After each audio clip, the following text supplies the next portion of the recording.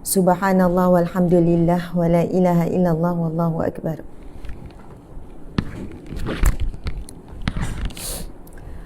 A'udzubillahi minasyaitonirrajim. Bismillahirrahmanirrahim. Assalamualaikum warahmatullahi wabarakatuh. Assalamualaikum warahmatullahi wabarakatuh. Tak ada kat sini. Ada dekat sana. Sama ada dekat area sana ataupun sana. Subhanallah walhamdulillah wa la ilaha illallah wallahu akbar. InsyaAllah. Kita minum air sikit. Doa minum air macam mana? Kita boleh baca Bismillah, Bismillahirrahmanirrahim. Kemudian kita boleh bacakan doa Ibnu Abbas saat meminum air zam-zam. Allahumma inna nas'aluka ilman nafi'an. Ya Allah, kami mohon kepadamu, kami meminta kepadamu ya Allah ilmu yang bermanfaat, wa ilman nafi'an, wa rizqan wasi'an, rizki yang luas, wa shifaan min kulli da'in, dan kesembuhan daripada segala penyakit, wa tijaratan lan tabur, dan perniagaan yang tidak merugikan, bi rahmatika ya arhamar rahimin, dengan rahmatmu ya Allah. Amin ya rabbal alamin. Bismillah.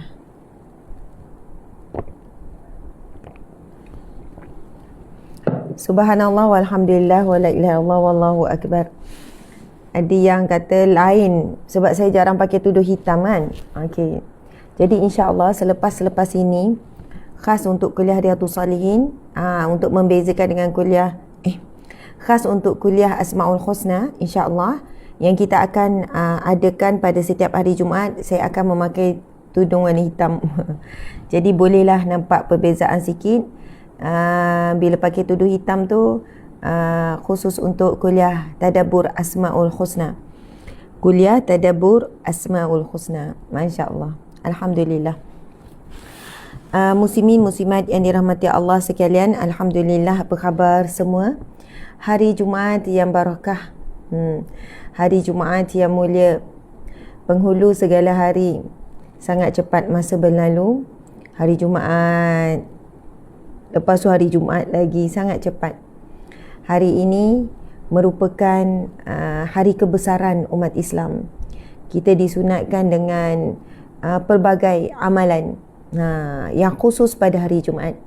Mandi sunat Jumaat. Yang lelaki disarankan, dituntut untuk pergi ke masjid lebih awal bagi yang mampu, bagi yang tiada halangan. Yang tiada halangan tu boleh jadi membawa maksud dari sudut kerja lah.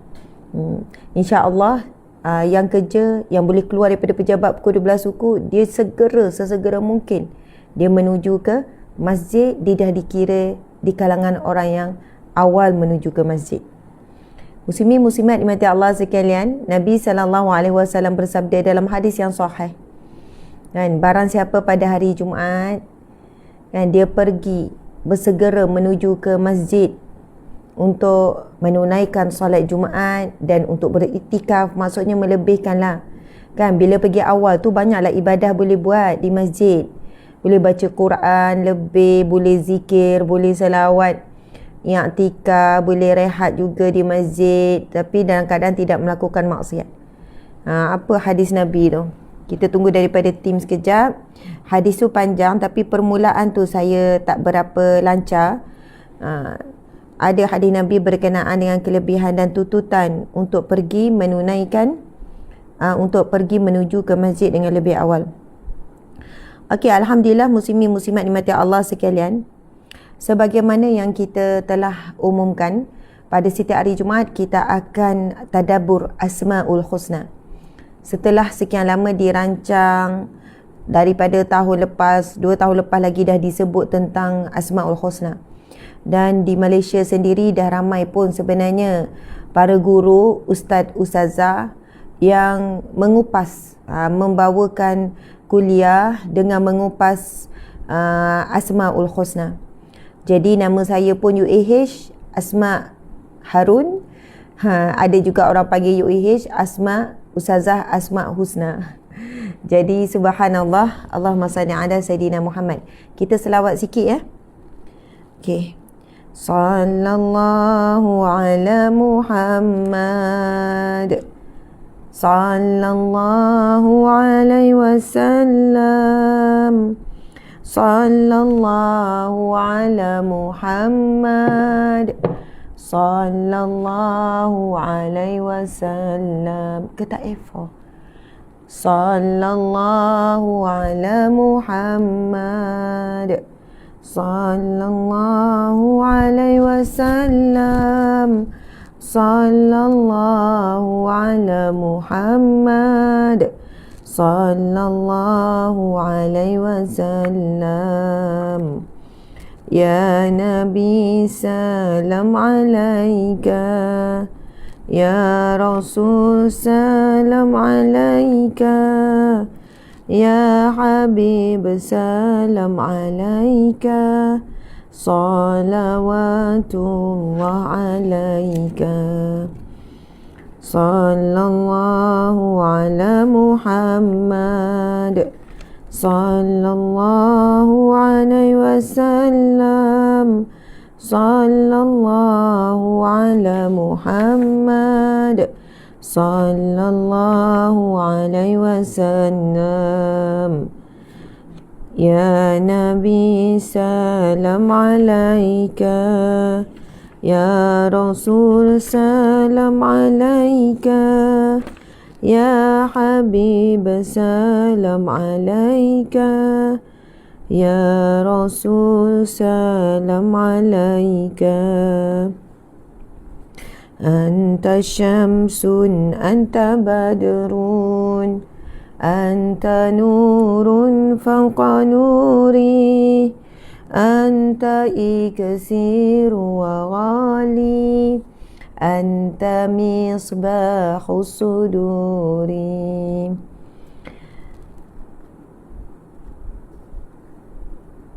Ashraqal badru alayna فاختفت منه البدور مثل حسنك ما رأينا خط يا وجه سروري يا حبيبي يا محمد يا عروس الخفقين يا مؤيد يا ممجد Ya Imam Al-Qiblataini. Sama-sama muslimin-muslimat, saat kita berselawat kepada Nabi, kita bawa rasa khusyuk, bawa rasa tenang, bawa rasa rindu, bawa rasa cinta, sayang, dan perbincangan ataupun tadabbur Asmaul Husna yang bakal kita mulakan pada hari ini adalah satu ilmu yang dibawakan oleh sekalian para Nabi. Subhanallah, oleh sekalian para Nabi.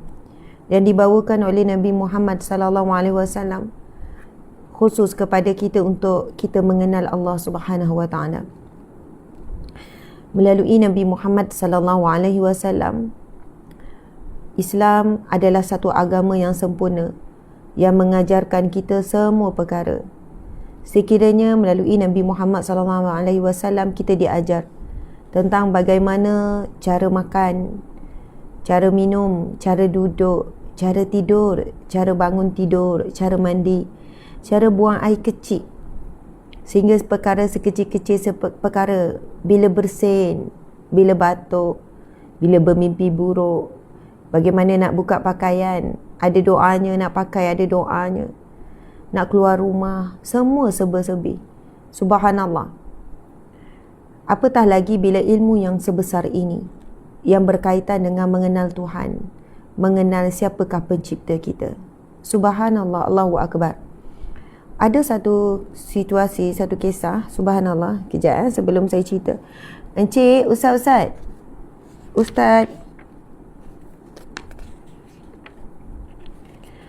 Malam tadi saya baca dekat situ. Mungkin ada jatuh kat tepi-tepi, kat mana-mana, tapi memang saya baca kat situ.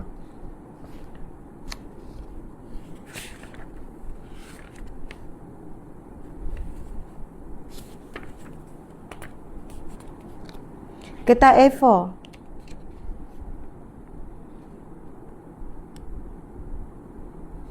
Sebenarnya ada nota yang disiapkan. Sekejap ya, saya minta izin sekejap.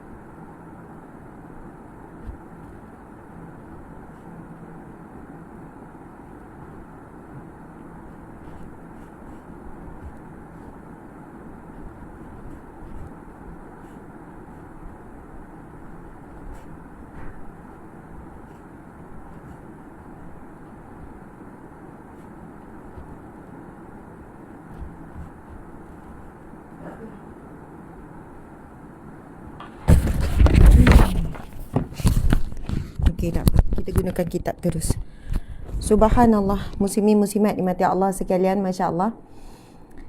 Allahu akbar. Sebenarnya nak bawa kuliah Asmaul Husna ni, tadabbur Asmaul Husna ni adalah satu pengajian yang sangat berat. Sebab ia dah termasuk dalam bab akidah, dalam bab tauhid, dan juga dia adalah ilmu daripada sebahagian tasawuf. Subhanallah. Jadi sebab itulah berapa lama ya saya menangguhkan tempoh, untuk mengadakan kuliah tadabbur Asmaul Husna. Namun kita memang wajib belajar tentang Asmaul Husna, kerana ini adalah salah satu cara kita mengenal Allah Subhanahu Wa Taala. Dalam satu kisah Ibnu Rajab menceritakan ada seorang wanita diajak oleh seorang lelaki, dirayu-rayu oleh seorang lelaki untuk melakukan zina. Diajak, dirayu, dipujuk untuk melakukan perbuatan zina. Lalu perempuan ini menolak. Ketika itu mereka tidak ada sesiapa, berada di satu tempat yang hanya ada bulan dan bintang, macam itulah. Lalu apabila dia dirayu, dipujuk, kemudian lelaki itu berkata, tidak ada sesiapa bersama dengan kita, tidak ada sesiapa yang melihat kita, tidak ada manusia yang dapat melihat apa yang kita lakukan, yang ada hanyalah bulan dan bintang sahaja. Lalu wanita ini pun berkata, lalu di manakah Tuhan yang menciptakan bulan dan bintang tersebut? Di manakah Tuhan yang menciptakan bulan dan bintang tersebut? Muslimin muslimat dimati Allah sekalian. Sebab itulah sebenarnya tadabbur Asmaul Husna ataupun pengajian yang bakal kita mulakan pada setiap hari Jumaat ini, walaupun selama ini kita tidak belajar Asmaul Husna secara khusus, hakikatnya dengan kita membicarakan hal-hal demikian, subhanallah, kita kan selalu sebut apa? Allah Maha melihat, Allah lihat apa yang aku buat.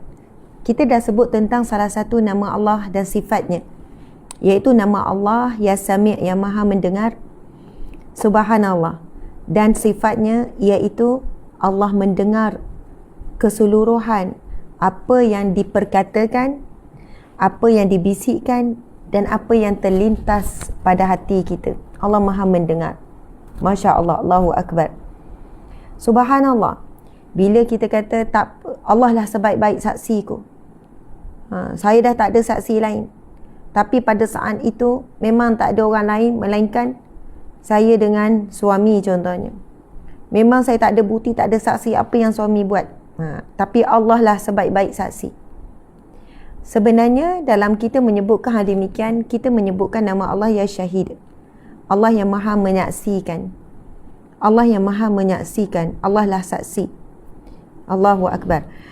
Sebab itu muslimin muslimat, ada sebahagian ulama mengatakan berdasarkan hadis Nabi SAW berkait dengan Asmaul Husna, bila kita membicarakan tentang Asmaul Husna, kita tak lari daripada apa? Kita tak lari daripada satu hadis Nabi SAW, hadis Nabi sallallahu alaihi wasallam yang mana Nabi bersabda, inna lillah, sesungguhnya di sisi Allah tis'atun wa tis'ina isman, sesungguhnya di sisi Allah terdapat 99 nama-namanya. Mi'atan illa wahidan, 100 kecuali satu, man asaha dakhala jannah, barang siapa yang menghitungnya. Man asaha, maksud asaha itu banyak, barang siapa yang menghitungnya. Asaha juga membawa maksud, ini ada perbezaan, bukan perbezaan lah, ada tafsiran yang banyak daripada para alim ulama, dan semua tafsiran itu saling melengkapi. Bukan berbeza, tetapi saling melengkapi. Ada ulama mengatakan maksudnya adalah menghitung. Siapa yang menghitung nama-nama Allah. Yang kedua, ada yang mengatakan maksud man asaha dakhala jannah, barang siapa yang menghitungnya pasti akan masuk syurga. Sebahagian ulama menyebutkan siapa yang menghitung, menghafal, beramal. Bahkan ada pendapat ulama mengatakan barang siapa yang membaca keseluruhan Al-Quran, itulah yang dimaksudkan barang siapa yang menghitung. Man asaha, menghitung nama-nama Allah, ia merujuk kepada barang siapa yang membaca keseluruhan Al-Quran, memahami seluruh Al-Quran, dakhalal jannah, maka dia akan masuk syurga. Tuan-puan faham tak muslimin-muslimat? Kita dah mula dah ni, sebab tadi kuliah kita dah mula 2 kali. Dah baca Al-Fatihah 10 ayat awal, 10 ayat akhir. Kemudian kita dah 2 kali juga ulang Asmaul Husna. Kemudian kita dah selawat. Jadi untuk makluman kepada siapa yang baru hadir lebih kurang dalam 6,000 ni, 6,000 ke 7,000 ni, tuan-puan sekian campur TikTok dengan FB ni. Muslimin muslimat, setiap hari Jumaat kita akan buat tadabbur Asmaul Husna. Kita tak buka kitab Riyadhus Shalihin. Dan hari ini adalah muqaddimah. Jadi sebagai muqaddimah, kita kena mula dululah dengan perbincangan berkait dengan apa yang perlu kita faham, ilmu apa ni. Bila sebut Asmaul Husna, kita sedang belajar ilmu akidah, dan ia juga gabungan dengan ilmu tasawuf. Subhanallah, saya mengambil masa yang lama menangguhkan, walaupun banyak pihak sebenarnya minta kuliah tadabbur Asmaul Husna, dan insya-Allah kita akan cuba pada setiap hari Jumaat 2 nama sekurang-kurangnya. Kalau dapat 3 nama lagi bagus lah. Macam tu. Okey, muslimin muslimat dimati Allah sekalian, saya ulang lagi sekali. Sebagian ulama menyebutkan tentang bab tadabbur Asmaul Husna ini, masya-Allah, bila sebut man asaha, ada sebahagiannya tafsiran para alim ulama menyebutkan, subhanallah, sama ada kita sentiasa memuji Allah, maksudnya menjadikan ia satu zikir, memuji Allah, zikir memuji Allah dengan nama-namanya yang mulia ini. Subhanallah. Mungkin sebiasanya kita akan memuji Allah dengan kalimah subhanallah, walhamdulillah, wala ilaha illallah, wallahu akbar. Ya, benar. Tetapi kita perlu juga belajar dan membiasakan diri dengan memuji Allah dengan nama-namanya melalui Asmaul Husna. Masya Allah.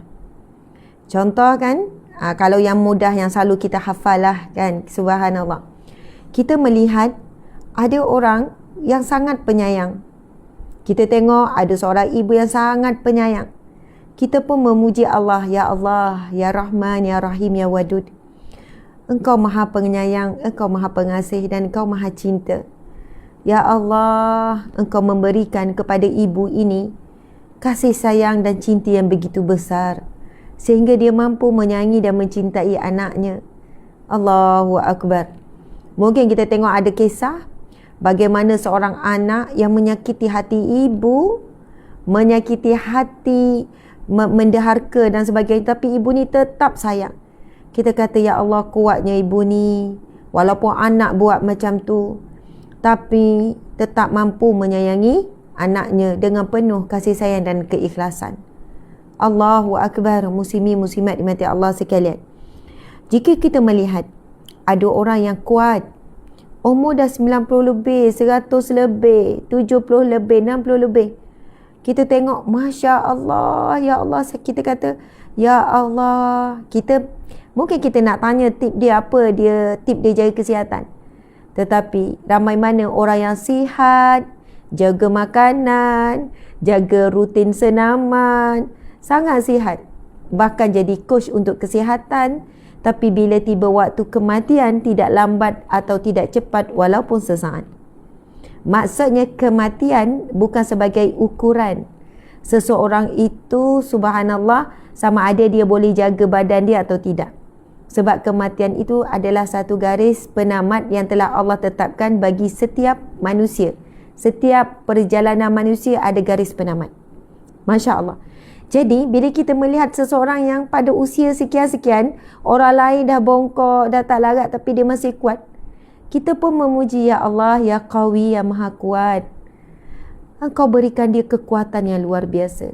Ya Allah, yang Matin, yang Maha Teguh, Kau teguhkan tubuh badannya sampai umur sekian pun masih teguh. Ya Allah, ya Sami, yang Maha Mendengar. Ya Allah, Engkau berikan kepadanya pendengaran yang baik walaupun umur dah 80 lebih, tak pekak. Ya Allah, ya Basir, yang Maha Melihat, Kau berikan dia penglihatan yang begitu jelas. Maksudnya, muslimin-muslimat, apabila kita belajar tentang Asma'ul Husna, apa saja yang kita lihat, seolahnya kita dapat melihat Allah Subhanahu Wa Taala pada sifatnya. Apa saja yang kita lihat. Contoh, kita tengok alam. Masya Allah, indahnya bukit, bukau, gunung gadang. Kita berada perjalanan kan.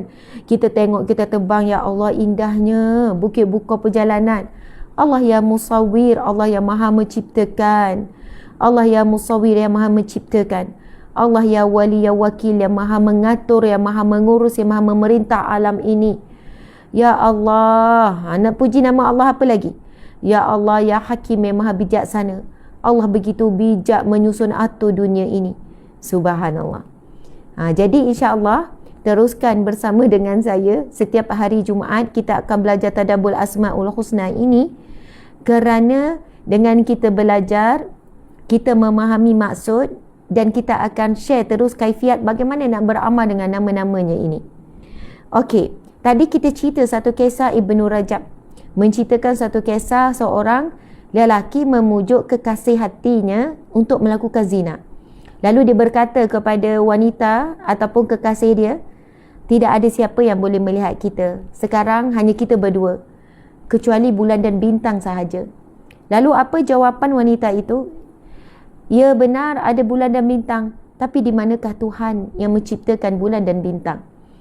Jadi tuan-puan sekalian, bila disebut begitu, dia sedang menyebut nama Allah apa? Allah yang Musawwir, yang Maha Menciptakan.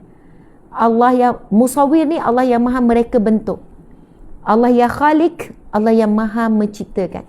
Di mana Tuhan yang Maha Mencipta? Masya Allah, yang sentiasa melihat. Ya Basir, yang sentiasa mendengar perkataan kamu. Ya Sami', yang menyaksikan apa saja perbuatan kita. Allah ya Syahid. Ya Hasib, Allah yang Maha menghitung setiap amalan hambanya. Muslimin muslimat dimati Allah sekalian, kita tengok lagi apa lagi pendapat alim ulama berkenaan dengan perkataan man asaha dakhala jannah. Barang siapa yang menghitung, barang siapa yang menghafal, barang siapa yang membaca, barang siapa yang berzikir, barang siapa yang beramal dengan nama-nama Allah yang mulia itu, dakhala jannah, maka dia pasti akan masuk syurga. Okey, antara pendapat yang lain iaitu Ibnu Jauzi berpendapat yang dimaksud dengan lafaz man asaha dakhala jannah yang berkait dengan Asmaul Husna tadi ialah sesiapa yang membaca Al-Quran sehingga tamat dan memahami akan isi kandungan keseluruhannya, kerana di dalamnya terletak semua nama-nama dan sifat Allah. Sebagian ulama yang lain menafsirkan man asaha dakhala jannah, siapa yang menghafal, beramal dengan nama Allah Asmaul Husna itu pasti akan masuk syurga, iaitu mereka yang sentiasa berfikir dengan makna-makna Asmaul Husna dan beramal. Dan iaitu siapa yang mampu mendirikan hak-hak tersebut di dalam masa yang sama, beramal dengannya. Jadi kita faham beramal dengan Asmaul Husna itu bukan sekadar dengan nas'aluka ya man, bukan sekadar menghafal dan menyanyikan ataupun menasyidkan. Tapi nasyid itu tak ada masalah, sebab dengan cara itu kita boleh hafal. Okey, muslimin muslimat dimati Allah sekalian, cuba perhatikan dalam setiap kali selepas solat, kalau siapa yang beramal, cuba perhatikan zikir lepas solat. Sebenarnya banyak zikrullah terdiri daripada himpunan ataupun gabungan nama-nama Allah. Subhanallah, gabungan nama-nama Allah. Begitu juga dengan bacaan Al-Quran. Kalau kita baca Al-Quran, muslimin muslimat, cuba perhatikan surah Al-Fatihah sendiri. Ada berapa nama Allah Asmaul Husna? Kalau kita buka Al-Quran, satu muka surat ni, contoh nanti kalau kita dah mahir, satu muka surat ni, kalau kita tengok daripada atas sampai bawah, boleh jadi dalam satu muka surat, kita akan jumpa berpuluh nama Allah Asmaul Husna. Boleh jadi berbelas-belas, boleh jadi salah. Maksudnya, kalaulah lepas ni insya-Allah tuan-puan, kita selalu istiqamah hadir majlis ilmu pada hari Jumaat, kita buat kuliah Asmaul Husna ni, bila dah biasa, bila baca sikit, nama Allah lagi, nama Allah lagi, nama Allah lagi, nama Allah lagi. Cuba kita baca Al-Fatihah sahaja, sudah cukup untuk memberi contoh kepada kita. Kita memulakan ayat yang pertama surah Al-Fatihah apa? Bismillah. Allah, Bismi, dengan nama Allah. Itu nama Allah, salah satu nama Allah, nama Tuhan. Kan, nama Allah yang paling utama Bismillah. Bismillahirrahmanirrahim. Dalam kalimah Bismillah saja dah ada 3 nama Allah. Allah, Ar-Rahman, Ar-Rahim. Baru ayat pertama. Kemudian kita membacakan ayat yang kedua. Alhamdu. Itu nama Allah yang keempat. Alhamdu. Nama Allah yang keempat. Kalau kita rujuk dalam himpunan Asmaul Husna itu, Alhamdu membawa maksud, merujuk kepada nama Allah Ya Hamid. Ya Hamid, yang maha terpuji. Ya Hamid, yang maha terpuji. Alhamdulillah. Alhamdulillah, segala puji. Allah Ya Hamid lillah. Nama Allah lagi. Dah 5. Alhamdulillahi. Rabbil alamin. Rabb. Itu pun adalah menunjukkan nama Allah dan sifat Allah. Rabbil alamin, iaitu pentadbir sekalian alam. Antara nama Allah yang melibatkan pentadbir, iaitu Allah Ya Wakil, Allah Ya Wali. Subhanallah. Baru 2 ayat, muslimin muslimat. Ayat yang ketiga, Ar-Rahmanir-Rahim. Subhanallah. Jadi tadi dah 6, 7, 8. Maha Pemurah, Maha Pengasih. Maha Pengasih, Maha Pemurah, Maha Penyayang. Ar-Rahmanir-Rahim. Maliki Yaumiddin. Malik. Cuba tengok dalam himpunan nama Allah Asmaul Husna, Malik Yaumiddin. Allah Ya Malik. Pemilik, raja, pemerintah hari pembalasan, iaitu hari kiamat. Malik Yaumiddin. Iyyaka na'budu wa iyyaka nasta'in. Di situ pun ada perkaitan dengan nama-nama Allah Asmaul Husna. Perasan atau tidak, muslimin muslimat? Kalau kita baca sampai hujung, cuba tengok zikir lepas solat, kita zikir apa lepas solat? Lepas solat, biasanya dah bagi salam, Assalamualaikum warahmatullahi, Assalamualaikum warahmatullahi. Kita zikir apa? Astaghfirullahalazim. Astaghfirullahalazim. Astaghfirullahalazim. Istighfar itu sendiri mengandungi 3 nama Allah Asmaul Husna.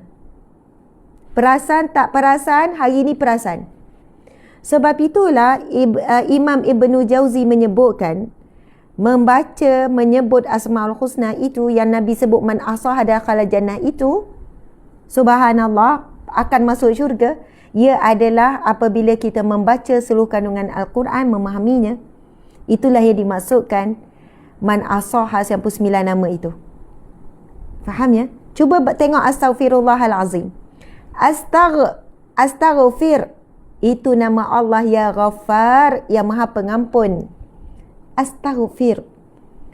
Daripada nama Allah Ya Ghaffar, cuba tengok Asmaul Husna ada Al-Ghaffar, iaitu Maha Pengampun. Bila kita kata astaghfir, daku, saya mohon ampun. Astaghfirullah, Allah itu nama Allah. Hal azim, azim, Allah yang azim. Cuba tengok dalam himpunan siapa 9 nama tu, ada nama Allah yang azim. Astaghfirullahal azim adalah 3 rangkaian nama Allah Asmaul Husna. Astaghfirullahal azim. Lepas tu kita sambung apa lagi? Astaghfirullahal azim yang maha agung. Allazi la ilaha illa wal hayyul qayyum wa atubu ilaih. Astaghfirullahal azim allazi la ilaha illa huwa. Semua tu ada nama Allah tu. Allazi la ilaha illa huwa. Yang la ilaha, tiada ilah, tiada sembahan melainkannya. Wal hayyul qayyum. Itu pun nama Allah Asmaul Husna. Al hayyu yang maha hidup. Al qayyum yang maha berdiri dengan sendiri. Subhanallah. Al hayyul qayyum wa atubu ilaih, dan aku bertaubat kepadanya. Dan itu juga nama Allah Asmaul Husna yang seterusnya, iaitu At-Tawwab, Allah yang maha menerima taubat. Muslimin muslimat dimati Allah sekalian, sebab itulah sebenarnya selama ini kita sentiasa membaca Asmaul Husna setiap kali kita zikrullah, dan setiap kali kita membaca Al-Quran, Al-Fatihah ke, 3 kul ke, ayat kursi ke, dan setiap kali kita membaca surah-surah lain dalam Al-Quran. Cuma kita tak notice sahaja. Faham tak notice? Kita tak perasan, kita tak sedar yang kita sedang menyebut nama Allah Asmaul Husna. Kerana di dalam Al-Quran itu nama Allah disusun oleh Allah sendiri daripada ayat-ayat, rantaian ayat-ayat dan perkataan di dalam Al-Quran. Subhanallah. Ya, ada yang kata perasan, sedar. Alhamdulillah. Tapi saya percaya ramai juga yang belum perasan selama ni, belum sedar, belum notis perkara tersebut. Jadi, kita dah pergi kepada definisi perkataan man ahsaha tu. Kan? Yang mana kita selalu sebut hadis Nabi yang berkaitan dengan Asmaul Husna. Nabi bersabda, Inna lillah tis'atun wa tis'ina isman. Bagi Allah 99 nama, man mi'atan illa wahidan, 100 kecuali 1, man ahsaha, barang siapa yang menghafal, yang membaca, yang beramal, yang memahaminya, dakhalal jannah, dia pasti masuk syurga. Jadi kita mula faham sikit. Tadi kita cerita dah sikit apa yang disebutkan oleh Ibnu Rajab.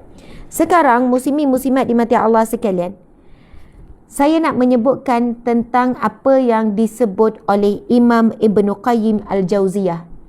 Imam Ibnu Qayyim Al-Jauziyah. Subhanallah. Muslimin muslimat boleh tuliskan apa yang disebutkan oleh Imam Ibnu Qayyim Al-Jauziyah rahimahullah. Dakwah para rasul itu terfokus kepada 3 perkara. Semua Nabi fokus dakwahnya kepada 3 perkara. Fokus dakwah semua Nabi, termasuk Nabi kita Nabi Muhammad sallallahu alaihi wasallam.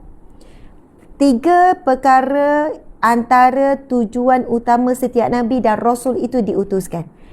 Yang pertama, memperkenalkan Allah Subhanahu wa ta'ala sebagai Rabb mereka, sebagai Tuhan, sebagai pencipta, sebagai pengatur kehidupan mereka. Di dalamnya dikenalkan asma, nama-nama Allah, sifat-sifat Allah dan perbuatan Allah. Subhanallah. Boleh tulis ya? Boleh tuliskan nota. Muslimin muslimat boleh tuliskan nota. Okey, siapakah yang saya sebutkan ini adalah apa yang disebutkan oleh Imam Ibnu Qayyim Al-Jauziyah. Ini adalah ulama yang besar, dipanggil juga sebagai seolahnya bapa kepada sufi. Subhanallah, sufi yang agung, ahli sufi yang agung, Imam Ibnu Qayyim Al-Jauziyah. Subhanallah, Allahu Akbar. Ulama besar ni dalam bab tasawuf dan juga ulama dalam bab fiqh. Subhanallah. Imam Ibnu Qayyim Al-Jauziyah berkata, dakwah para rasul itu fokus kepada 3 perkara. Yang pertama adalah memperkenalkan Allah Subhanahu Wa Taala sebagai Rabb mereka. Sebagai Rabb ini Tuhan. Rabb juga membawa maksud pengatur, pentadbir. Masya Allah. Sekalian alam, kita sebut Rabbil Alamin kan. Di dalamnya dikenalkan asma, nama-nama Allah, sifat-sifat dan perbuatan Allah Subhanahu Wa Taala. Okey. Yang kedua, apakah fokus utama para nabi? Yang kedua, mengenali cara ataupun metod untuk mencintai Allah, iaitu bagaimana cara kita berzikir, bagaimana cara kita bersyukur dan dengan beribadah sebagai bukti kecintaan serta kemuliaan daripada hamba-Nya. Yang ketiga, boleh tuliskan nota ni, boleh tulis. Bila anda tulis, anda komen, yang membantu engagement kita punya live ini akan naik lebih ramai yang boleh hadir. Yang ketiga, muslimin muslimat, memberitahukan kepada mereka ganjaran pahala yang akan mereka terima setelah mendapat cinta Allah, sama ada dapat syurga dan pelbagai kenikmatan di dalamnya, dan juga subhanallah, Allahu Akbar, bagaimana kita mendapat nikmat di dunia lagi hasil daripada ketaatan dan kecintaan kita kepada Allah. Jadi subhanallah, muslimin muslimat dimati Allah sekalian, dari sudut ilmu akidahnya, Masya Allah, Imam Ibn Qayyim Al-Jauziyah rahimahullah menyebutkan kepada kita, para rasul, para nabi dan Nabi Muhammad sallallahu alaihi wasallam fokus kerasulan mereka, perutusan mereka dari sudut ilmu akidah, dari sudut ilmu tasawufnya membawakan 3 agenda utama. Iaitu yang pertama, memperkenalkan Allah kepada kita supaya kita kenal Allah. Bagaimana kita nak kenal Tuhan kita, iaitu Allah, pencipta kita iaitu Allah. Bagaimana nak kenal? Jadi salah satu metod untuk kita kenal Allah adalah melalui kita belajar ilmu Asma'ul Husna, iaitu ilmu nama-namanya. Daripada situ kita belajar sifat-sifat Allah yang disebut Asma'u wa Sifah, Asma'ullahul Husna dan sifat-sifat Allah. Maha penyayang, maha membentuk, maha mencipta, maha memberi rizki, maha kaya, maha memberi kekayaan, maha melindungi, maha menghinakan, maha meninggikan, maha menyempitkan, maha melapangkan, maha menenangkan. Subhanallah, Allahu Akbar. Jadi dari situ kita mengenali nama-nama Allah, dan bila kita melihat apa sahaja pun, kita nampak orang tu bijak. Ya Allah, bijaknya. Ya Allah, ya Hakim, yang maha bijaksana. Bijaknya dia, subhanallah. Kita kalau jumpa ada orang bijak kan, kita kata, ui bijak budak ni, bijak. Bila kita dah belajar Asmaul Husna, kita terus nampak Allah yang maha bijaksana memberikan sedikit saja kebijaksanaan kepada pelajar tu sampai dapat straight A, semua hampir 100% bijaknya. Tapi bagi orang yang beriman, orang yang dah tahu pasak Asmaul Husna dalam dirinya, dia tahu nampak Allah ya Hakim, yang maha bijaksana. Allah berikan kebijaksanaan, Allah tunjukkan kebijaksanaannya melalui orang yang bijak ni. Kita nampak apa? Kita nampak orang yang banyak ilmu.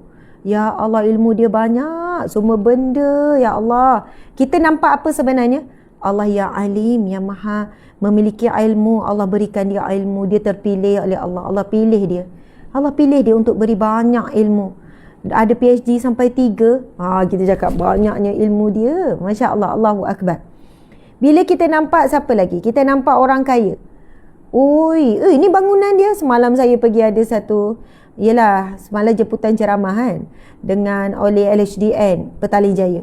Lepas tu bos pengarah tu dia kata, Ustaz Ameh, dia ajak pergi keluar daripada dewan tu, keluar sikit koridor. Daripada koridor tu nampak banyak bangunan besar tersegam indah. Lepas tu beliau pun sebut, beliau kata, Ustazah, kau nak tahu bangunan ni pun yang 20 tingkat lebih ni dengan cantik sangat bidaan green technology. Saya macam kagum gitu. Saya kata, tiba-tiba dalam bangunan tu, bangunan 21-22 tingkat tu, ada pokok besar, pokok yang sangat besar. Masa tu gini, bangunan semalam tu macam ni. Okey, dalam bangunan, bukan luar bangunan, dalam bangunan, dalam batu. Lepas tu saya pun tengok ke bawah, dia macam lantai yang besi, macam longkang lah, tapi besi ada lubang-lubang, tapi besi yang kukuh. Saya pun tunduk ke bawah. Saya tengok, saya kata, pokok bawah ni. Ada beberapa staf perempuan yang iring saya. Ya Ustazah, itu pokok. Pokok besar? Dia kata betul, pokok itu saiz dia 4 tingkat. Jadi ni saya tanya tingkat berapa? Ni tingkat 19 tak silap. Jadi pokok ke tingkat 18. Pokok tu ditanam daripada tingkat yang ke-13 tak silap. Tapi ketinggian pokok tu sekarang sampai dah lantai saya berpijak. Lepas tu saya angkat kepala, saya tengok ada pokok besar juga. Depan saya, pokok besar yang naik tinggi sampai ke atas lagi. Saya kata, dalam bangunan ni pokok ni ditanam? Ya. Kalau ditanam bahagian bawah tak pelik kalau fikir akal kita lah, lantai bawah. Lantai ground floor tak pelik lah, maksudnya mungkin dia dah tanam awal lepas tu disimen.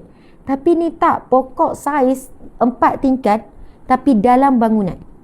Dia kata memang bangunan ni dibuat oleh engineer apa semua, di teknologi. Bangunan ni kita beli daripada Tan Sri, saya tak ingat lah nama Tan Sri yang baru meninggal dunia, tapi orang Melayu Islam kita. Lepas tu bos ni kata, semua ni Ustazah bangunan dia, asal tempat ini memang pinggir bandar KL, Selangor, yang mana kawasan ni dulu hutan semua, memang betul depan ada bukit besar. Lepas tu dia kata Tang Sri ni, arwah Tang Sri ni, saya tengok nama Tang Sri apa ya, yang bina bangunan tu, bangunan LHDN Petaling Jaya. Subhanallah, lepas tu dia tunjuk, itu bangunan Tang Sri, itu bangunan canggih-canggih, cantik-cantik. Bila saya tengok, lepas tu dia kata rumah Tan Sri ni ada atas bukit tu belakang, masuk laluan tu. Saya kata semua ni, bangunan dia semua ni. Ustazah, usahawan besar Ustazah. Dia yang berani buka kawasan ni. Saya masa tu kan saya kata, Ya Allah, Ya Ghani, Ya Mughni, Yang Maha Kaya dan memberi kekayaan. Allah berikan kekayaan yang luar biasa kepada Tan Sri ni. Allah berikan kepada dia, Allah berikan rezeki. Allah Ya Hakim beri dia bijak. Allah berikan dia keberanian yang luar biasa. Kan bagaimana dia boleh mulakan perkara yang ketika itu orang mungkin tak berani nak buat pun. Di kawasan hutan dia buka-buka semua bangunan dia yang tersegam indah tinggi-tinggi. Subhanallah. Jadi apabila kita melihat sesuatu pun, kita tidak terlalu mengagumi manusia, terus tertanam dalam hati kita kagum kepada Allah. Kita nampak ada orang yang sangat handsome, kita tengok, handsome-nya. Macam saya tengok cik suami saya lah. Okey, ataupun kita tengok orang tu cantik sangat. Kita kan bila tengok tu, kita terus sebut apa? Allah Ya Badi'. Maksud apa nama Allah Al-Badi'? Allah yang maha mencipta keindahan. Indahnya Allah ciptakan dia. Macam tu. Kadang tu kita tengok cermin, cantik. Tengok-tengok diri sendiri. Itu perasan ke apa? Muslimin muslimat dimati Allah sekalian. Maksudnya, apa saja yang kita lihat, bila kita dah membiasakan Asmaul Husna, kita akan nampak adanya sifat-sifat Allah. Sifat-sifat Allah apa? Sifat Allah sekian. Sifat Allah ni macam-macam lah. Masya Allah, Allahu Akbar. Akhirnya kita tidak larut dan kita tidak lalai dalam memuji manusia melebihi memuji Allah.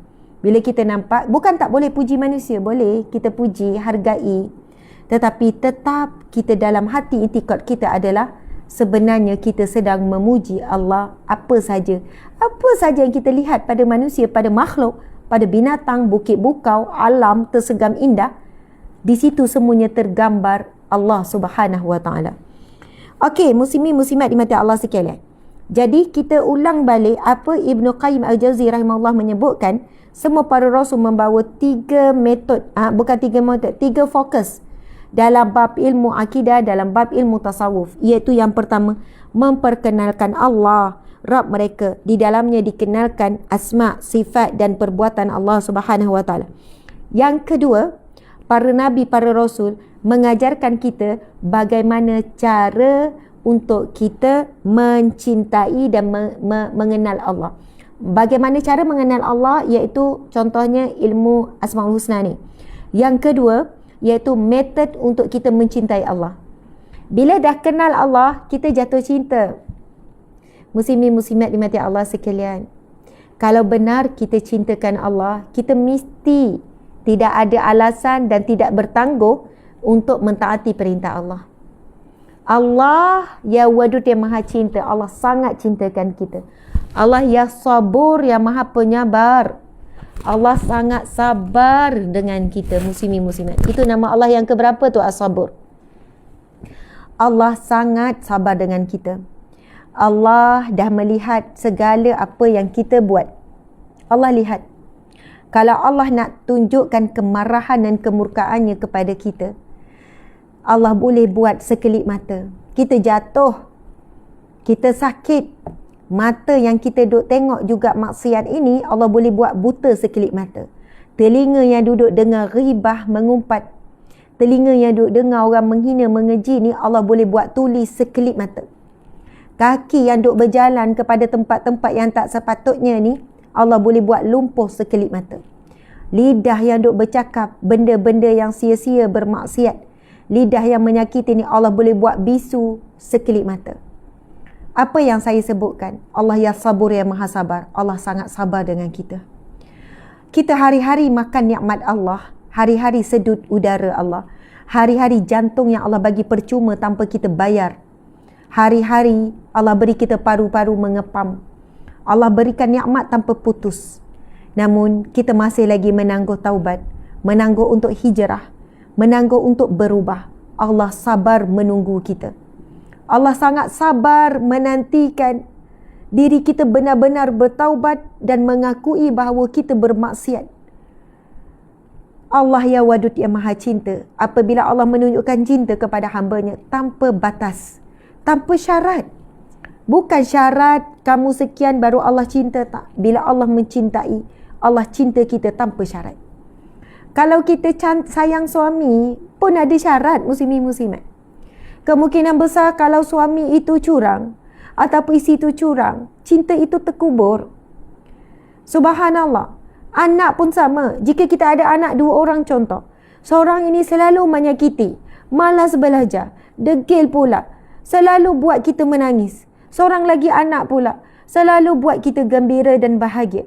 Belajar dia sungguh-sungguh, rajinnya, mulutnya, lidahnya semua terjaga. Boleh jadi walaupun kita kata mak sayang semua anak mak, tetapi boleh jadi hati kita lebih cenderung sayang ini. Boleh jadi kita pun cenderung apa-apa perhatian kepada ini. Tapi cuba kita lihat bagaimana sifat Allah yang begitu sempurna. Apabila Allah memberi rezeki, Allah memberi rezeki kepada semua hamba-Nya tanpa syarat. Sebab itu Allah yang Razak, Allah boleh beri rezeki kepada manusia yang tidak pernah sembah dia, yang tidak pernah menyebut namanya, yang tidak pernah memujinya. Allah tetap memberikan rezeki kepada dia walaupun dia kufur, walaupun dia musyrik, walaupun dia menghina Allah Subhanahu wa taala. Bila dia berusaha dan Allah ingin beri rezeki, Allah tetap beri. Subhanallah, Allahu Akbar. Allah tetap beri dia sehat, Allah tetap beri dia kuat, Allah tetap beri dia kaya sekaya-kayanya.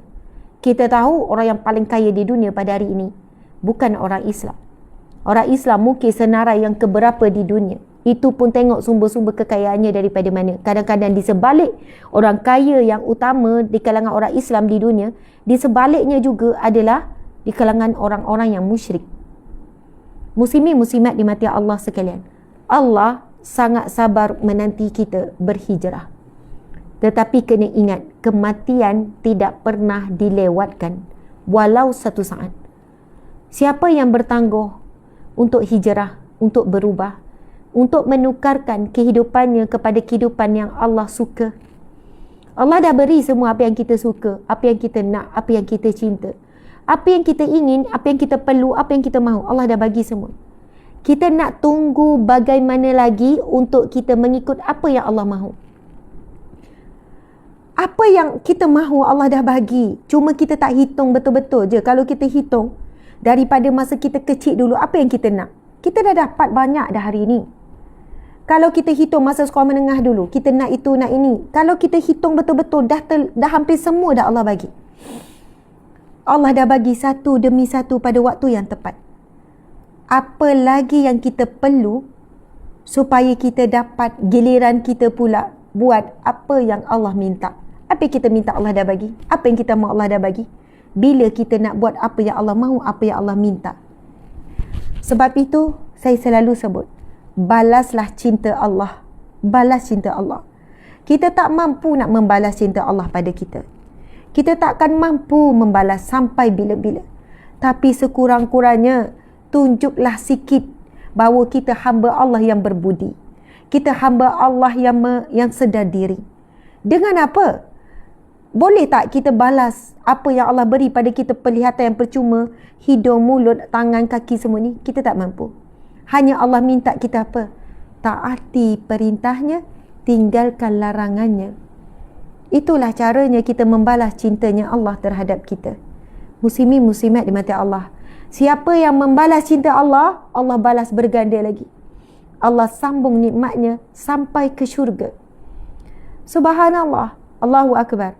Sebab itulah para rasul diutus. Tujuan yang kedua adalah mengajarkan kita bagaimana untuk kita beribadah kepada Allah. Bagaimana untuk kita berzikir. Bagaimana untuk kita bersyukur kepada Allah. Dan yang ketiga, para rasul diutuskan adalah untuk memberitahukan kepada kita apakah ganjaran, apakah yang akan diberikan kepada kita hasil daripada kita kenal dan cinta Allah, hasil daripada kita memuji dan bersyukur kepada Allah, dan bagaimana hasil kita dapat itu ilmu yang ketiga. Muslimin muslimat yang saya hormati, yang saya kasihi, dalam bab tadabbur Asmaul Husna ini beberapa buku yang saya gunakan. Antaranya itu Ensiklopedia Asmaul Husna, Ensiklopedia Asmaul Husna. Dan saya tidaklah menyarankan tuan-puan beli lagi sebab saya bergabung dalam berapa buah buku. Asmaul Husna, Allah ingin anda sukses, kaya dan bahagia, ini juga salah satu buku Asmaul Husna, kitab. Dan ada lagi kitab-kitab yang lain yang berada di pejabat. Okey, insya-Allah. Sebab hari ini adalah muqaddimah, ya 8.30 kita kena berhenti. Muqaddimah kepada pengajian Asmaul Husna, insya-Allah. Kita akan sentuh dulu. Sebenarnya kita tak sempat pun ni nak baca Asmaul Husna, muqaddimah saja sebenarnya begitu banyak. Allahu Akbar. Kita harapkan kita semua dah boleh memahami sikit sebanyak. Dan saya sebenarnya nak sudahi. Ustaz, saya nak tengok balik yang tulisan tu, yang artikel tu, Masya Allah. Ya, subhanallah.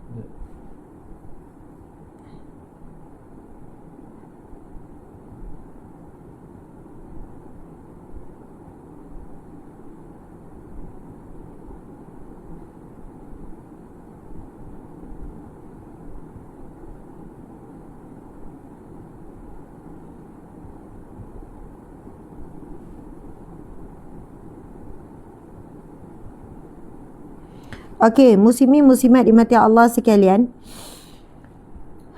Allahu Akbar.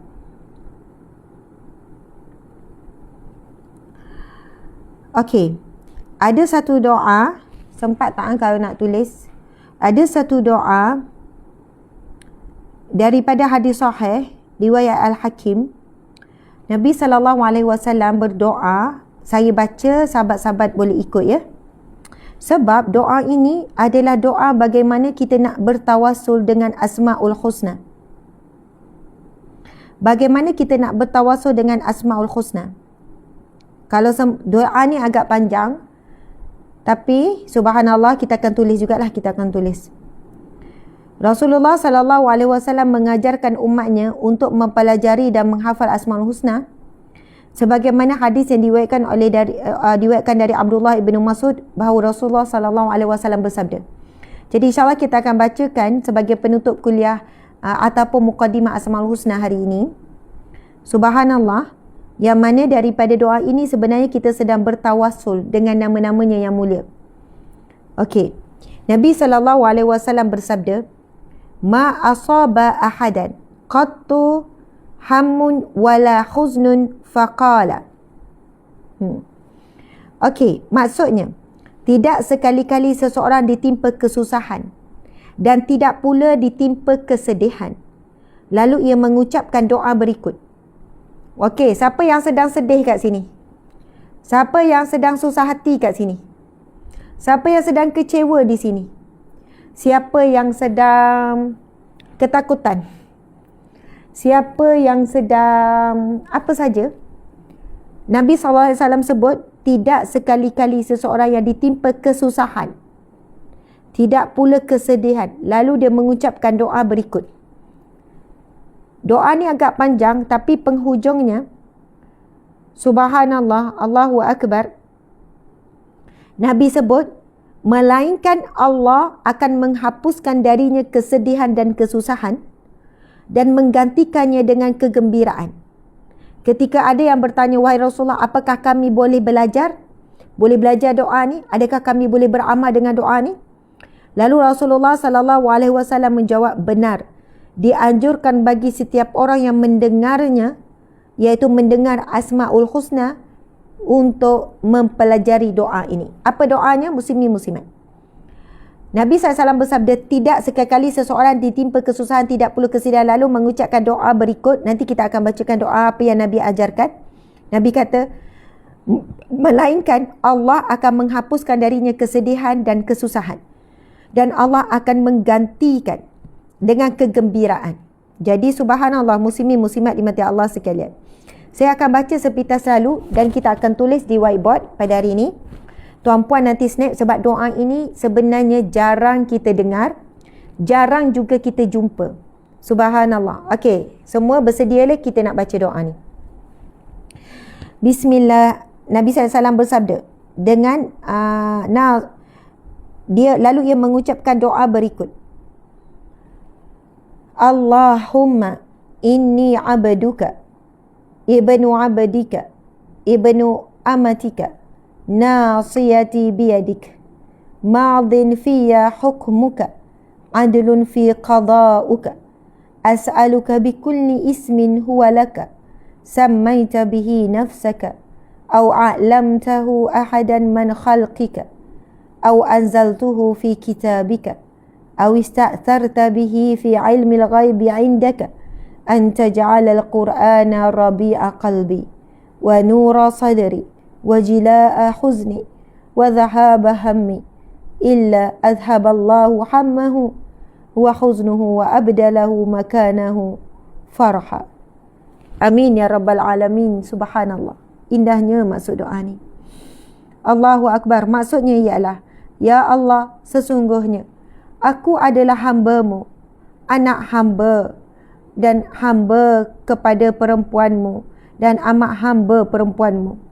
Hamba kepada, maksudnya doa ini mula-mula kita merendahkan diri. Doanya bermaksud, ya Allah, sesungguhnya aku adalah hamba-Mu, aku adalah anak hamba-Mu, aku adalah hamba, anak hamba perempuan-Mu. Maksudnya ibu kita juga hamba Allah. Maksud kita nak kata kita ni hamba, kita juga anak hamba. Kalau kita katakan ada keturunan hamba, kalau zaman sebelum Arab Jahiliyah, dia keturunan hamba kan, ibu dia hamba, anak hamba, bila anak hamba, cucu pun hamba, keturunan hamba kita kata. Sebenarnya muslimin muslimat, kita juga keturunan hamba. Nenek moyang kita hamba. Hamba siapa? Hamba Allah. Atuk nenek kita semua hamba Allah. Mak ayah kita semua hamba Allah. Kita pun hamba Allah. Anak cucu kita juga hamba. Kita sebenarnya hamba. Pangkat tinggi mana pun, Tun ke, Tan Sri ke, Raja ke, apa ke, tapi semuanya hamba. Hamba kepada Allah. Jadi doa ini sangat indah. Nabi memulakan dengan perkataan, ya Allah, sesungguhnya aku adalah hamba-Mu, anak hamba, dan anak hamba perempuan-Mu. Ubun-ubun rohku berada di dalam genggaman kekuasaan-Mu. Aku berada di dalam keputusan-Mu. Keadilan belakalah yang Engkau tetapkan atas diriku. Aku memohon kepada Engkau dengan menyebut semua nama yang menjadi milik-Mu. Itu yang kita kata doa ini adalah doa yang bertawasul dengan nama Allah Asmaul Husna. Apa kalimahnya?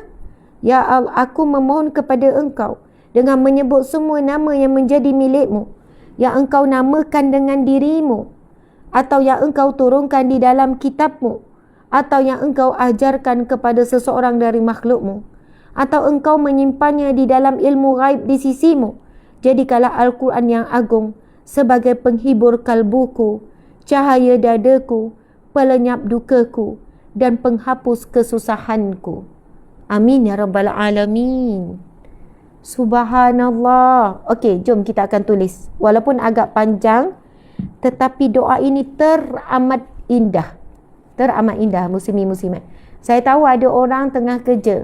Ada orang, Ustazah saya kena live dulu, saya kena ni. Tapi kita masih ada 6 campur 2.6, masih ada 678, 8.6K. Kita masih ada 8.7K. Muslimin-muslimat dimati Allah sekalian.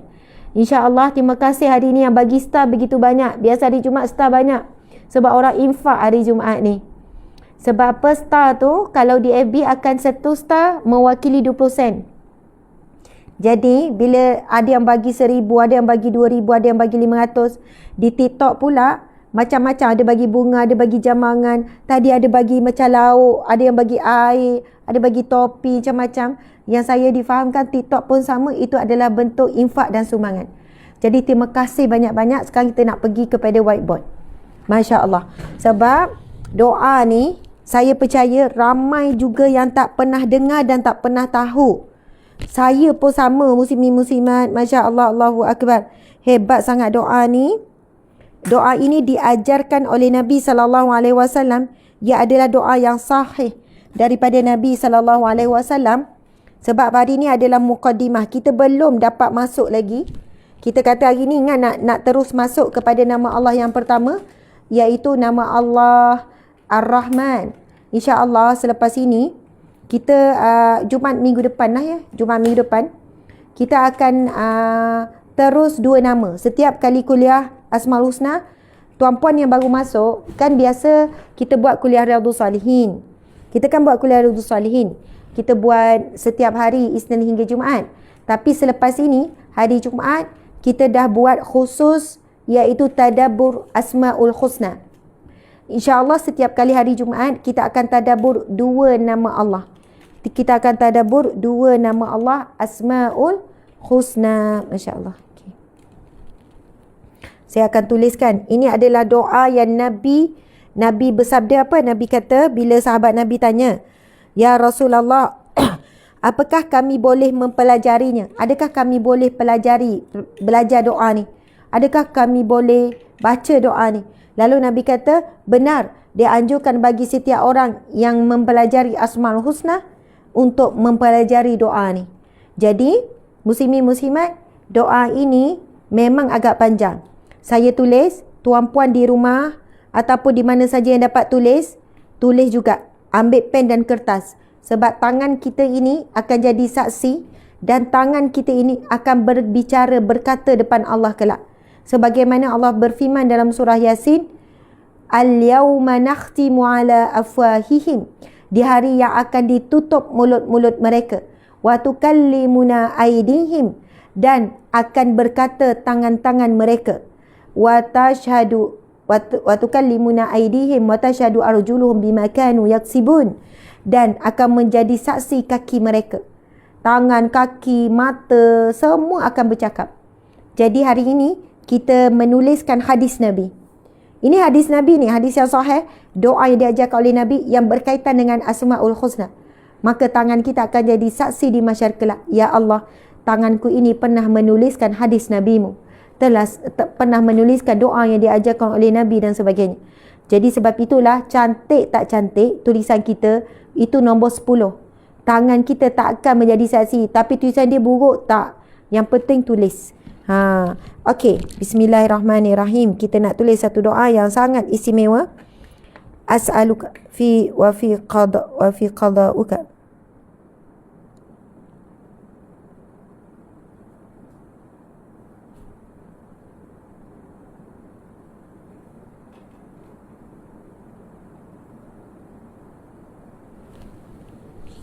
Okey.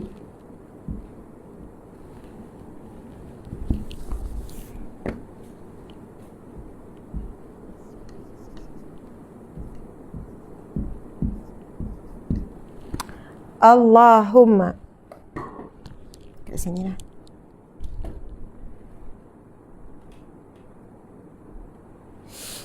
Allahumma inni abduka.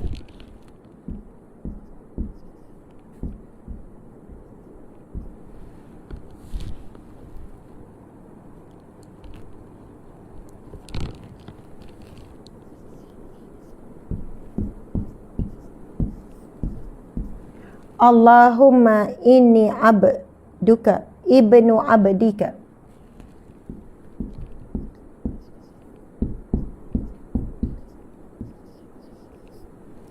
Tulisan saya tak berapa cantik tuan-puan sekalian, tapi yang penting tuan-puan boleh baca ya. Ibnu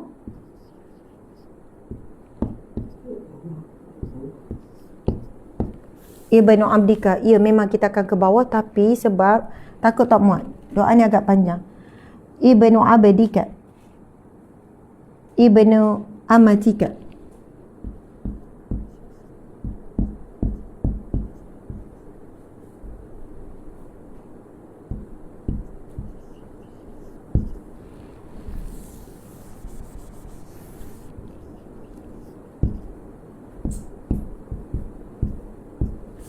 Ibnu amatika.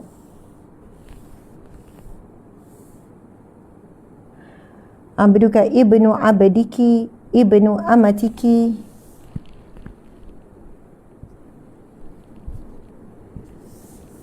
Nasiyati biyadika. Nanti kita akan tulis terjemahan, jangan bimbang. Nasiyati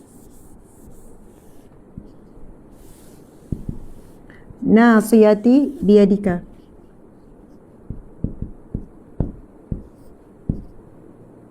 Biyadika. Madin fi hukmuka.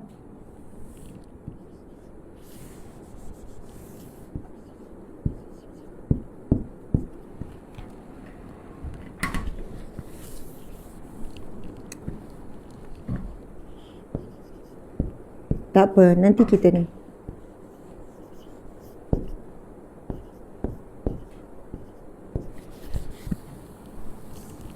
Madin fi hukmuka. Betul? Fi hukmuka. Adlun fi qada'uka.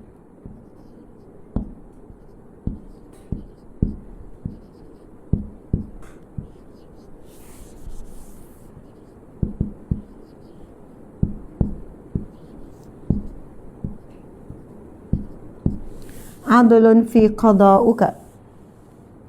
As'aluka bikulli ismin. Muslimin muslimat, memang doa ini agak sukar dan agak panjang, tapi untuk memudahkan, nanti selepas habis saja kuliah ni, tuan-puan boleh pergi dekat page kita. Kita akan share doa ini. Lepas tu tuan-puan tinggal print je. Kita akan buat poster cantik-cantik. Tuan-puan nak tinggal print je. Tapi sekarang ni biarlah kita ambil barakah menulis dulu. As'aluka bikulli ismin.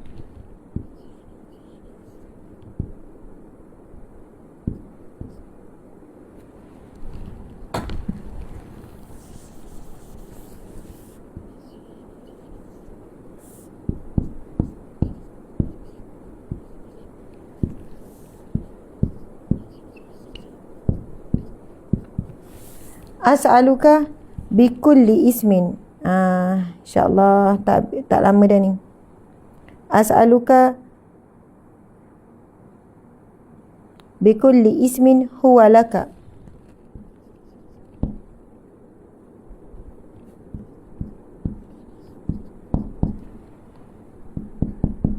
Nampak dah titik-titik tu. Okey. Macam ni ya muslimin muslimat. Ustaz kejap. Kembali semula. Okey. Subhanallah, muslimin muslimat mati Allah sekalian. Sebenarnya saya pun tak boleh nak lebih daripada masa. Sebenarnya 8.30 tu saya kena berhenti dah sebab kita pun ada urusan lain, ada mesyuarat, kemudian ada sekian-sekian. Bila saya tengok, ini sebenarnya bukan separuh. Ini baru suku. Doa ni memang agak panjang. Muslimin muslimat mati Allah sekalian. Saya menyarankan insyaAllah dah tepos 1 jam. Selepas habis kuliah ni, saya minta kepada tim untuk buat secepat yang mungkin poster. Tak perlu nak panjang-panjang, nak mukadimah panjang, nak buat banyak poster. Cukup 2 poster ke, 1 yang bahasa Melayu, 1 yang terjemahan.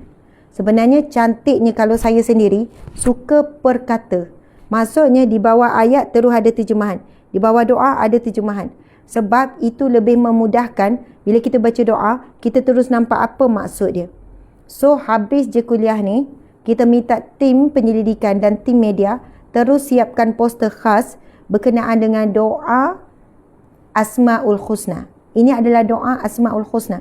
Yang mana bagaimana Nabi SAW berdoa dengan doa ini, bertawasul dengan nama Allah yang mulia. Tak disebut semua, tak perlu nak sebut semua, tetapi secara umumnya. Okey, jadi sebagai penutup, insya-Allah tuan-puan nanti poster ni yang kita akan share di page rasmi. Jadi boleh pergi kepada page rasmi Ustazah Asma Harun. Kalian tahu, jadi kena follow lah. Siapa yang tak follow lagi. Kemudian yang kedua, boleh pergi ke IG rasmi pun sama, Ustazah Asma Harun juga.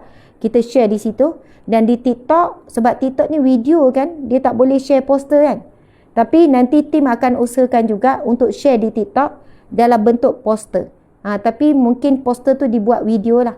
Jadi insya-Allah pada minggu depan kuliah tadabbur Asmaul Husna, kita akan tengok balik doa ini untuk sama-sama kita fahami. Sebab apa? Memang perlu penjelasan juga apakah maksud ataupun inti kepada doa Asmaul Husna ini. Sebab sama ni kita hanya baca Asmaul Husna tapi kita tak baca doa Asmaul Husna. Nabi SAW menyebutkan, Nabi sebut apa? Nabi kata, dianjurkan bagi setiap orang yang mendengar Asmaul Husna untuk mempelajari doa ini. Maksudnya siapa yang beramal dengan Asmaul Husna, yang mendengar ataupun membaca Asmaul Husna, Nabi kata dianjurkan bagi setiap orang yang mendengarnya Asmaul Husna mempelajari doa ini. Okey, jadi sekali lagi sebagai penutup, kita akan baca doa yang diajarkan oleh Nabi ini. Bismillahirrahmanirrahim. Semua baca doa ya, lepas tu kita akan tutup. Bismillahirrahmanirrahim. Alhamdulillahirabbil alamin. Wassalatu wassalamu ala asyrafil anbiya'i wal mursalin wa ala alihi wa sahbihi ajmain. Allahumma inni abduka ibnu abdika ibnu amatika nasiyati biyadika madin fiyya hukmuka adlun fiyya qada'uka as'aluka bikulli ismin huwa laka sammaita bihi nafsaka aw a'lamtahu ahadan man khalqika aw anzaltuhu fi kitabika aw ista'tharta bihi fi ilmi al-ghaibi 'indaka an taj'ala al-Qur'ana rabi'a qalbi wa nura sadri wa jilaa'a huzni wa dhahaba hammi illa adhaballahu hammahu wa huznahu wa abdalahu makanahu faraha. Ya Allah, sesungguhnya aku adalah hamba-Mu. Aku adalah anak hamba dan aku adalah anak kepada hamba perempuan-Mu. Ubun-ubun yakni rohku berada di dalam genggaman kekuasaan-Mu ya Allah. Sesungguhnya rohku ya Allah, ubun-ubun rohku berada di dalam genggaman kekuasaan-Mu. Aku berada di dalam keputusan-Mu ya Allah, keadilan yang Engkau tetapkan di atas diriku. Ya Allah, daku memohon kepadamu ya Allah dengan menyebut semua nama-nama yang menjadi milik-Mu, yang Engkau namakan dengannya dirimu, atau yang Engkau turunkan di dalam kitab-Mu, atau nama-nama yang Engkau turunkan dalam kitab-Mu, atau nama-nama yang Engkau ajarkan kepada seseorang dari makhluk-Mu, atau yang Engkau simpan nama-nama itu di dalam alam ghaib di sisi-Mu. Jadikanlah Al-Quran yang agung sebagai penghibur kalbuku, cahaya dadaku, pelenyap dukaku, dan penghapus kesusahanku. Amin ya rabbal alamin. Subhanallah. Allahu Akbar. Doa ni sangat indah. Sekurang-kurangnya kita boleh tambah koleksi doa harian kita selepas solat. Ataupun kalau satu hari kita bacalah, dah kat rumah tu mesti ada. Kita print Asmaul Husna dengan maksud ataupun belilah. Kemudian kita pun tampal di rumah. Dalam satu hari sebelum kita mulakan harian ke, kan, sebelum tidur ke, kita baca Asmaul Husna. Lepas tu kita terus letak doa ini di bawah. Sebab doa ini menyebutkan tentang apa? Pengakuan kita sebagai hamba. Kita anak hamba. kan, mak ayah kita, nenek, atuk, cucu, hebat macam mana, semua hamba, iaitu hamba Allah. Anak kita juga hamba Allah, semuanya sama level je, semua hamba Allah. Kemudian kita mengakui apa? Bahawasanya roh kita dalam genggaman Allah. Betul, tak ada siapa yang boleh menghalang apabila Allah menarik roh. Tak ada siapa yang berkuasa, tak ada siapa yang boleh menghalang dan menghentikan saat malaikat maut untuk mengambil nyawa kita. Allahu Akbar. Dan kita juga di dalam apa? Muslimin muslimat, kita di dalam genggaman keadilan Allah Subhanahu wa taala. Kemudian doa ini menyebutkan tentang aku memohon kepada engkau dengan menyebut semua nama-nama yang menjadi milikmu, yang engkau namakan dengan dirimu, yang engkau turunkan di dalam kitabmu. Sebab itu tadi kita bincang apa? Kita dah kupas berkenaan dengan bila kita baca Al-Quran, di dalam itu adanya rantaian daripada nama Allah ke nama Allah. Siapa yang, sebab ini ramai yang baru masuk, kena dengar daripada awal. Kita dah bagi contoh ayat mana, zikir mana, barulah kita buka mata, baru kita perasan. Rupanya bila kita baca Al-Quran, kita sebenarnya sedang menyambung-nyambung daripada nama Allah sekian ke nama Allah sekian ke nama Allah sekian. Kalau kita cek lah daripada satu muka surat Al-Quran kita baca, boleh jadi kita akan jumpa berpuluh-puluh nama Allah dalam satu muka surat. Boleh jadi berbelas, boleh jadi lebih banyak daripada itu. Jadi sebab itulah doa yang Nabi ajarkan ini, Nabi sebut apa? Subhanallah, kami memohon kepadamu ya Allah dengan menyebut semua nama yang menjadi milikmu, yang engkau namakan dengannya dirimu, atau yang engkau turunkan di dalam kitabmu. Yang Allah turunkan dalam kitab, atau yang engkau ajarkan kepada seseorang dari makhlukmu, atau yang engkau simpan di dalam ilmu ghaib di sisimu. Sebab itu sebenarnya ini yang saya nak sebut, muslimin muslimat. Alhamdulillah lah dapat sebut hujung. Saya ingat kembali, nama Allah Asmaul Husna bukan 99, bukan 99 sahaja. Cuma dalam hadis Nabi sebut 99, bukanlah bermaksud, kena faham ni, bukan bermaksud terhad kepada 99. Ini adalah pendapat yang paling kuat lah, yang perlu kita beriman. Nama Allah Asmaul Husna sebenarnya lebih daripada 99. Sebab itu kalau kita buka kitab-kitab tertentu, ada yang menghimpunkan sehingga 110, bahkan 120, bahkan lebih lagi. Jadi yang kita diberitahu, yang mana manusia mampu untuk cam ataupun notis ataupun kenal pasti daripada Al-Quran, dikeluarkan 99 nama yang masyhur itu. Tetapi selain daripada 99 itu, masih ada banyak lagi. Sama ada yang masih menjadi rahsia Allah yang disimpan di alam ghaib. Sebab itu doa Nabi ni Nabi sebut semua. Nabi sebut apa dia? Daku bermohon kepada engkau dengan menyebut semua nama yang menjadi milikmu, yang engkau namakan dengannya dirimu, atau yang engkau turunkan di dalam kitabmu, atau yang engkau ajarkan kepada seseorang daripada makhlukmu, atau yang engkau simpannya di dalam ilmu ghaib di sisimu. Nampak tak? Jadi ilmu berkenaan dengan Asmaul Husna ni tidak akan pernah manusia dapat dalami, tidak akan pernah sampai kiamat. Sebab ada yang dalam rahsia Allah, ada yang Allah ajarkan di dalam Al-Quran. Sebab itu bila mereka yang mengkaji betul-betul Asmaul Husna di Al-Quran, mereka dapati sebenarnya nama Allah melebihi daripada 99 nama yang masyhur itu. Jadi yang tu jelas kita kena faham. Jangan tak usah kita nak bergaduh, kita kata sekian-sekian, jadi kita jelas. Namun yang masyhur ada 99, lalu kita belajarlah yang 99 ini. Masya Allah. Ya, atau engkau simpan. Lalu kita sambung apa lagi? Jadikan Al-Quran yang agung sebagai penghibur kalbu, cahaya dadaku, pelenyap dukaku, dan penghapus kesusahanku. Sebab dengan kita baca Al-Quran sebenarnya kita automatik membaca Asmaul Husna. Dan Nabi sebut apa? Tidak ada orang yang membaca doa ini yang sedang sedih dan sedang berduka cita, ataupun orang tu sedang susah. Nabi kata lalu dia membaca doa ini, melainkan Allah menghapuskan darinya kesedihan dan kesusahan, dan Allah akan menggantikan dengannya kegembiraan. Subhanallah. Jadi insyaAllah nanti boleh rujuklah page kita, boleh pergi ke IG kita, boleh pergi dekat TikTok kita. InsyaAllah anda akan jumpa doa ini.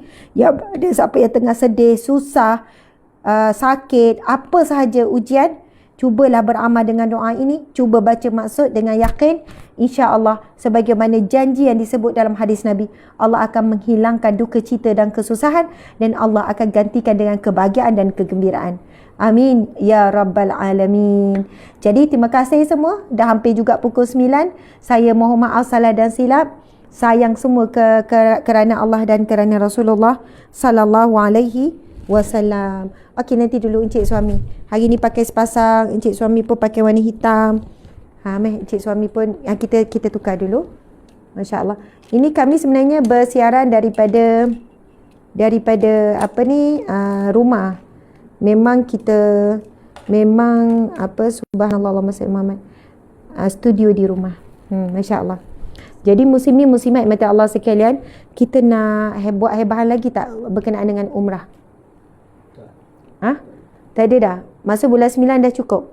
Kita dah tutup. Jadi umrah yang terakhir bagi tahun ni bulan 12. Betul kan? Okey, meh. Gitu. Okey, subhanallah, muslimin-muslimat dimati Allah sekalian. Sebagai penutup, kita nak dengar sikit daripada, ini adalah bukan anak murid, sebenarnya peserta kuliah yang paling istiqamah. Yang tak boleh lari. Sama ada terpaksa ataupun sukarela. Wajib hadir. Sebab beliaulah sebenarnya di sebalik tabir kuliah saya setiap hari pagi-pagi tu. Tim bukan tak ada, tim ada ramai, tim media, tim penyelidikan kan. Tapi sebab kita mula pukul 7, jadi kita pun tak nak menyusahkan staff untuk datang awal untuk jaga live kita kan. Jadi sebalik tabir. Sebab itulah yang sebalik tabir adalah encik suami. Kalau ada orang tanya, macam mana ustazah anak-anak? Siapa uruskan pergi hantar sekolah? Kami ada anak 7 orang. 2 orang di madrasah sedang menghabiskan hafazan 30 juzuk. Dan 5 orang lagi di rumah lah, di sekolah.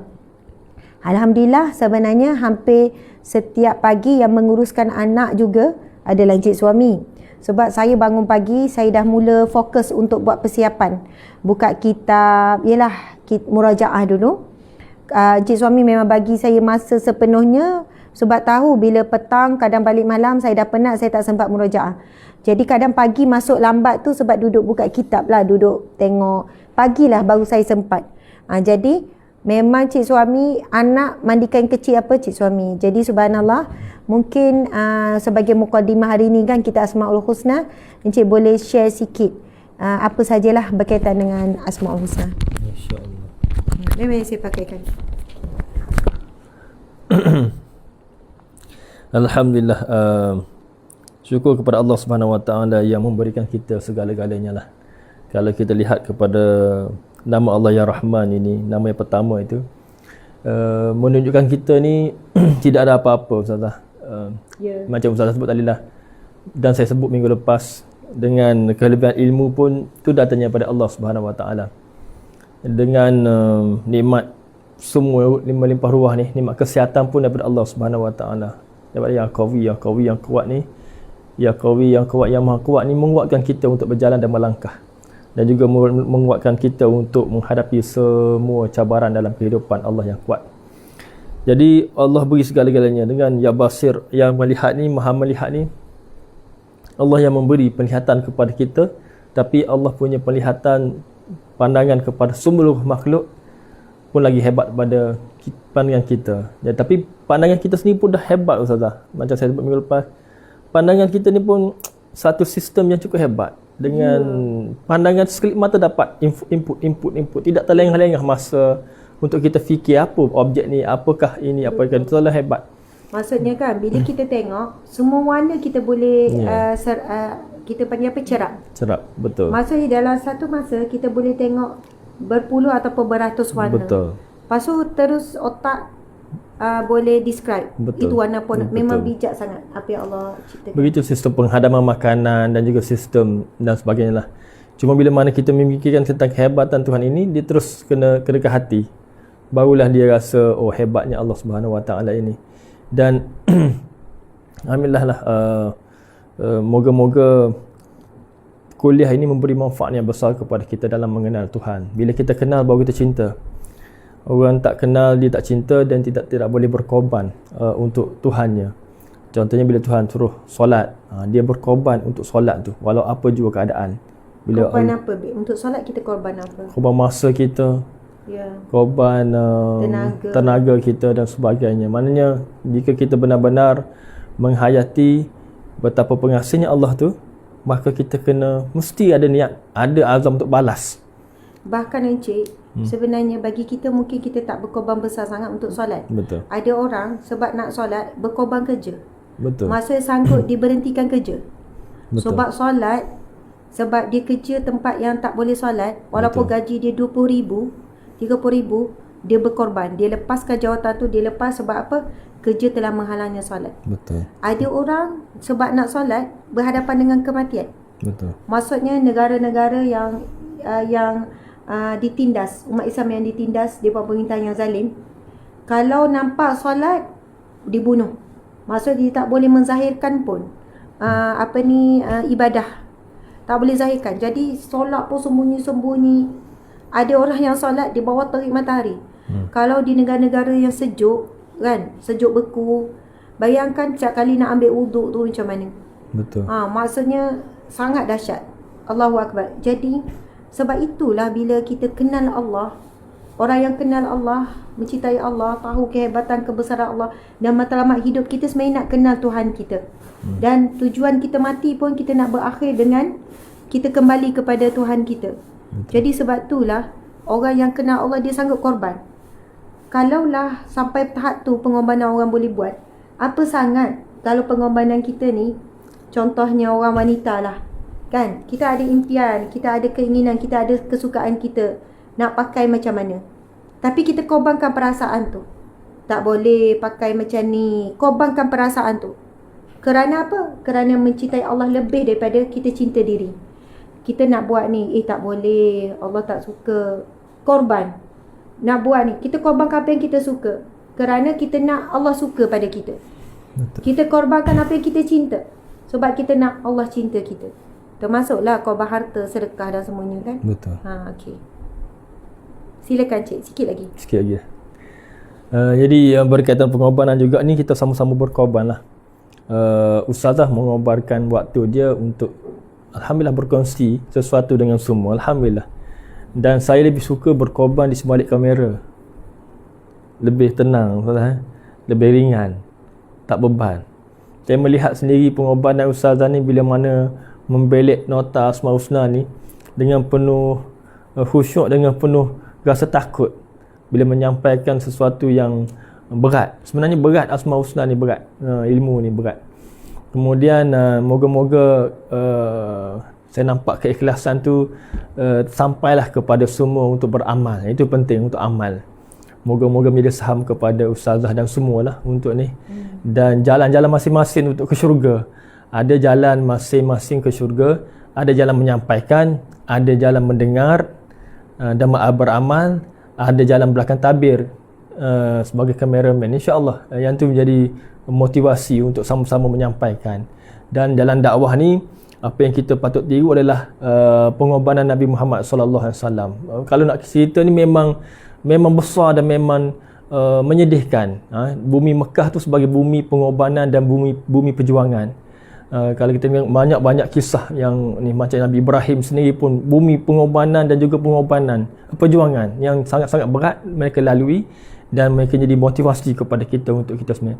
Namun begitu kita kena ingat di bulan Mu'ajirah ini, perjuangan perjalanan dakwah Nabi Muhammad ini cahayanya sampai ke seluruh alam. Cahayanya sampai seluruh alam. Kita ni mungkin kita boleh katakan seumpama satu lilin di seluruh malam. Betapa kecil lagi usaha kita yang lakukan, dan moga-moga lilin tu boleh tak boleh seluruh alam. Memang betul lah, maknanya kecil. Lilin tu kecil, bilik kecil pun tak boleh terang. Boleh terang. Jadi maknanya terlalu kecil lah nak gambarkan.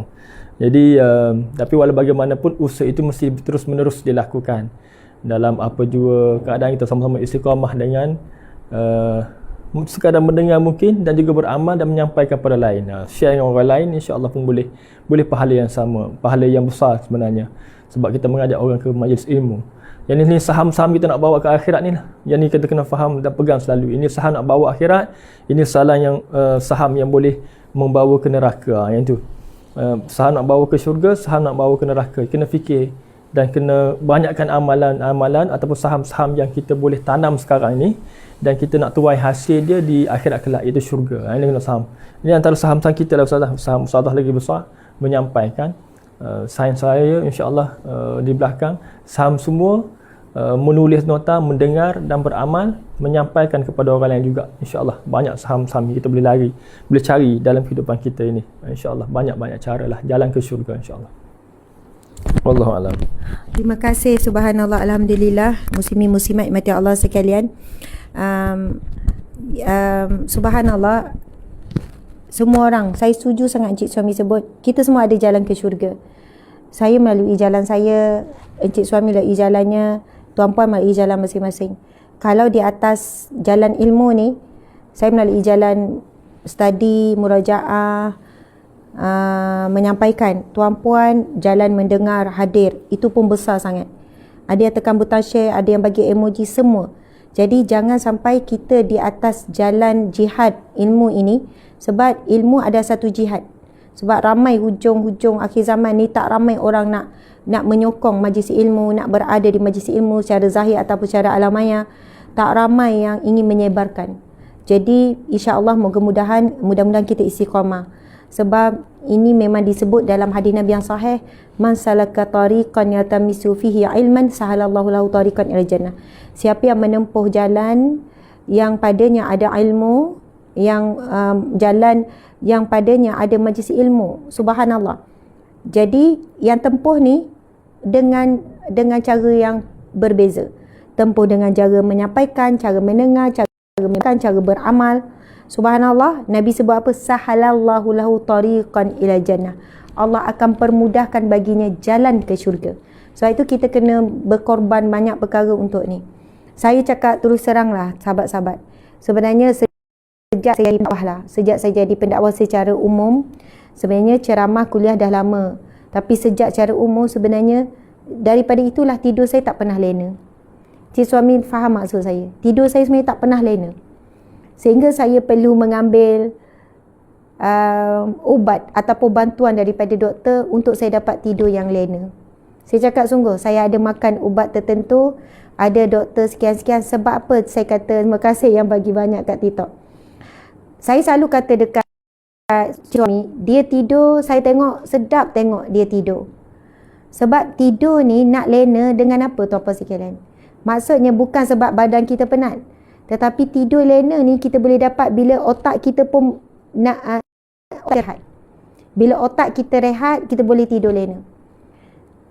Saya tidur dalam keadaan apabila saya dah letak, kita nak buat kuliah setiap pagi percuma, muslimin muslimat. Kuliah pagi kita yang kita bagi ni percuma, tak ada bayaran apa-apa. Subhanallah, ini adalah anjuran kita, bukan ada siapa anjur. Sebab apa saya kata saya tak lena? Saya tidur dengan apa? Esok masuk hadis ni, esok topik apa? Sebelum tidur buka dalam fikiran, fikir apa? Macam hari ni lah. Sebelum tidur memang buku-buku tu tepi tempat tidur. Fikiran yang berat. Bukannya tidur yang tidur, tak payah fikir apa-apa, tak. Saya tidur dengan fikiran yang sangat berat. Yang saya duk fikir esok, okey, hadis sekian, tengok sikit, nak baca apa, okey, nak kupas macam mana, nak rujuk apa, ini penjelasan macam mana sikit. Allahu Akbar. Itulah malam-malam. Dan juga saya tidur dengan keadaan saya tak boleh nak berhenti berfikir apa yang saya dah cakap. Apalah yang saya ceramah tadi, apa yang saya cakap betul lah. Kalau salah dosa besar. Tadi tu, kenapalah aku cakap macam tu. Kadang kan kita lepas ceramah, kita menyesal apa yang kita cakap. Itu banyak kali berlaku pada diri saya. Kenapalah sebut macam tu. Kadang suami ni boleh kesan. Kena pastikan. Suami ni boleh kesan. Duk fikir apa? Kadang tu terkeluar pada lidah. Benda yang fikir terkeluar. Terkeluar macam mana? Hai. Ya je. Tapi suami dah faham. Ada something yang mengganggu fikiran. Yang saya kata kenapalah aku sebut macam tu. Tapi benda apa yang disebut tak boleh nak diundur. Jadi saya terhukum dengan apa yang saya sebut. Dan saya juga menanggung dengan apa yang bakal saya sebut. Jadi sungguh saya kata tidur lena tu dah lama satu nikmat, iaitu tidur lena Allah dah tarik. Saya makan ubat dan sebagainya sebab doktor kata Ustaz sempat rehat dalam tidur. Waktu tak tidur, deep sleep tu saya tak dapat. Antaranya buktinya adalah setiap kali saya tidur saya wajib bermimpi. Saya tak ada tidur yang saya tak mimpi. Mimpi tu maksudnya otak masih berjalan. Saya akan mimpi apa yang saya cakap ataupun mimpi apa yang saya cakap, ataupun saya akan selalu akan datang dengan mimpi yang buruk. Walaupun dia zikir dan sebagainya. Jadi sebab soalannya otak tu masih berjalan. Jadi waktu yang pada tidur kita tak rehat. Sebab tanggungjawab banyak. Kan dengan kerja pejabat urusan tu, NGO, yayasan, sekolahnya apa semua. Lepas tu balik rumah urusan anak. Jadi kita dapat rehat. Jadi mudah-mudahan Allah yang sebenar kepada saya dan kepada semua, iaitu apabila kita di alam barzah. Itulah rehat kita yang sebenar. Jadi saya nak ucap sangat hari Jumaat yang mulia kepada sahabat-sahabat yang banyak menyokong selalu bersama dalam gerak kerja dakwah ni. Yang bagi semangat, bagi sokongan. Yang kadang jumpa walaupun dengan pelukan, yang bisikkan, subhanallah. Saya tak akan bertahan melainkan dengan doa kalian. Kalau hati kalian saya kuat. Macam mana dalam keadaan begini saya selalu barang yang doakan. Malah yang selalu doa. Doa lepas solat. Mungkin saya boleh doa kalian. Walaupun saya tak tahu siapa, saya tak mampu nak zahirkan kasih sayang, tak mampu, tapi Allah Maha tahu siapa sahaja dalam balik perjuangan ini dan kita juga. Amin ya Rabbal alamin. Semoga Allah kena Rasulullah SAW. Jadi kita subhanaka wa atubu ilaik.